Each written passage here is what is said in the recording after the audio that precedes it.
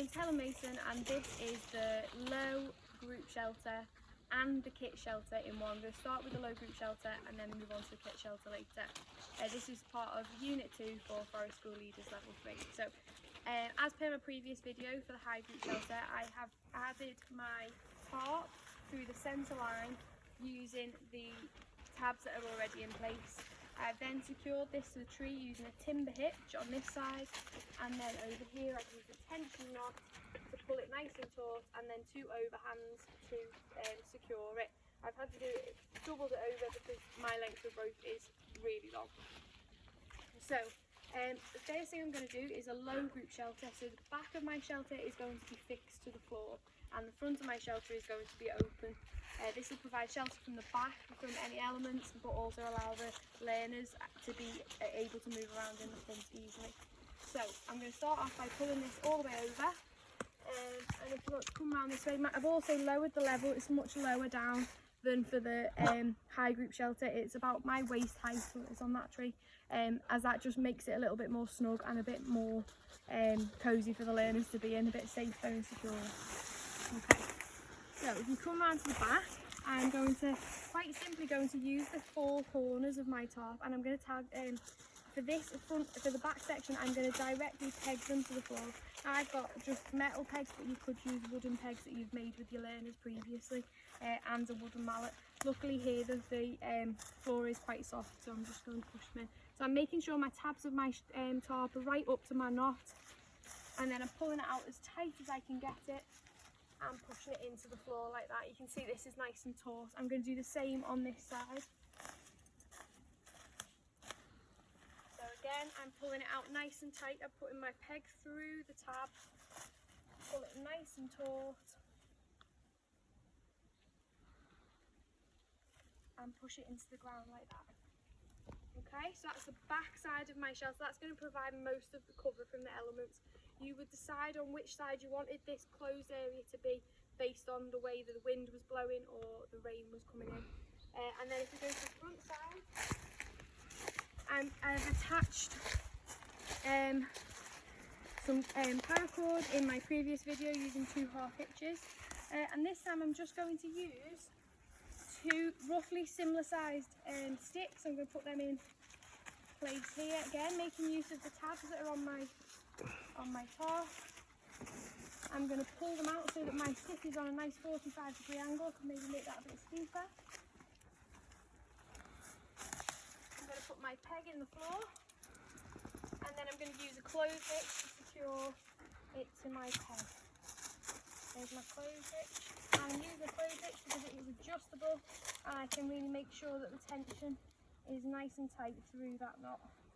Okay, once it's done, I'm just going to do a little step on to make sure it's in nice and tight, and I'm going to do the same on this other side.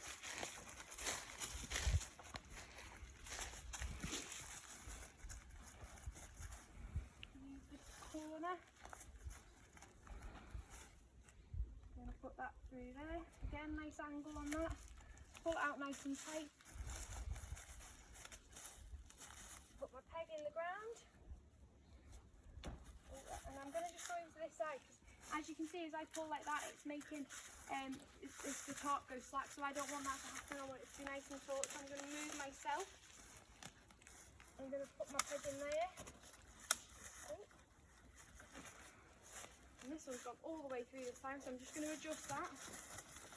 Make sure that doesn't come up again. Do you know, I could also use a clothes hitch onto this, but there is actually a little V, a little nick cut in the top of the stick, which makes it a bit more useful. Find my peg. Come down, do my clothes hitch again.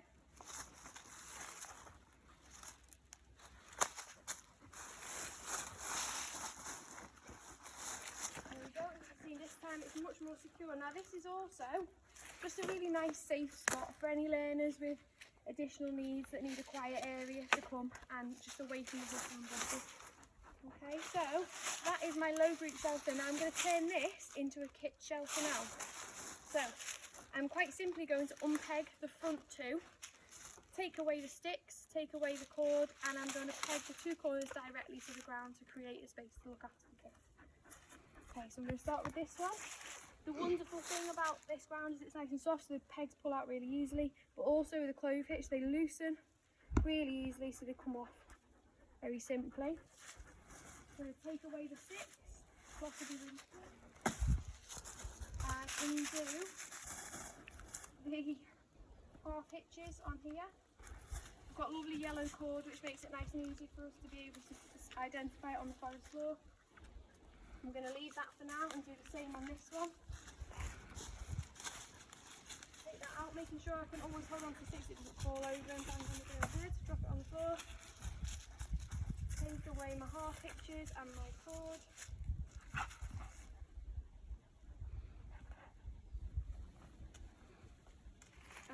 Pegs. Leave them somewhere safely. Oh no, I definitely don't need to leave my pegs. Right, and then I'm going to peg out the further two corners, just like we did on the other side of the lower group shelter. Sorry, on the other side of the...